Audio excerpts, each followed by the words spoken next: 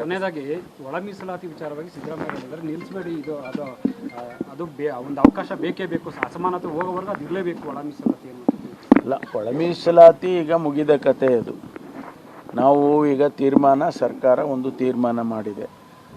ಭಾಳ ವರ್ಷಗಳಿಂದ ಹೋರಾಟ ನಡೀತಾ ಇದ್ದದ್ದನ್ನು ಒಳ ಮೀಸಲಾತಿಯನ್ನು ನಮ್ಮ ರಾಜ್ಯ ಸರ್ಕಾರದ ಇತಿಮಿತಿ ಒಳಗಡೆ ಮಾಡಿದ್ದಾರೆ. ಏಕೆಂದರೆ ಅದು 50% ಒಳಗಡೆನೇ ಆಗಬೇಕಲ್ವಾ.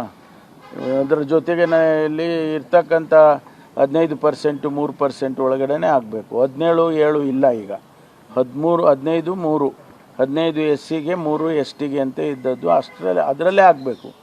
17 ಆದರೆ 24.1% ಆದರೆ ಆಗ ಅವಾಗ ಬೇರೆ ರೀತಿಯಲ್ಲಿ ಆಗುತ್ತೆ. ಈಗ ನಾವು 15-3ರಲ್ಲಿ ಮಾಡಿರ್ತಕ್ಕಂಥದ್ದು.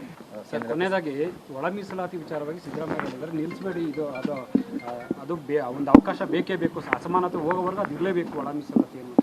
ಅಲ್ಲ, ಒಳ ಮೀಸಲಾತಿ ಈಗ ಮುಗಿದ ಕತೆ ಅದು. ನಾವು ಈಗ ಸರ್ಕಾರ ಒಂದು ತೀರ್ಮಾನ ಮಾಡಿದೆ. ಭಾಳ ವರ್ಷಗಳಿಂದ ಹೋರಾಟ ನಡೀತಾ ಇದ್ದದ್ದನ್ನು ಒಳ ಮೀಸಲಾತಿಯನ್ನು ನಮ್ಮ ರಾಜ್ಯ ಸರ್ಕಾರದ ಇತಿಮಿತಿ ಒಳಗಡೆ ಮಾಡಿದ್ದಾರೆ. ಏಕೆಂದರೆ ಅದು 50% ಒಳಗಡೆನೇ ಆಗಬೇಕಲ್ವಾ.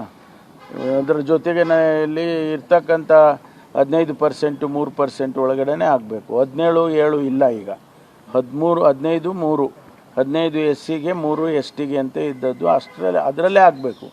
17 ಆದರೆ 24.1% ಆದರೆ ಆಗ ಅವಾಗ ಬೇರೆ ರೀತಿಯಲ್ಲಿ ಆಗುತ್ತೆ. ಈಗ ನಾವು 15-3ರಲ್ಲಿ ಮಾಡಿರ್ತಕ್ಕಂಥದ್ದು.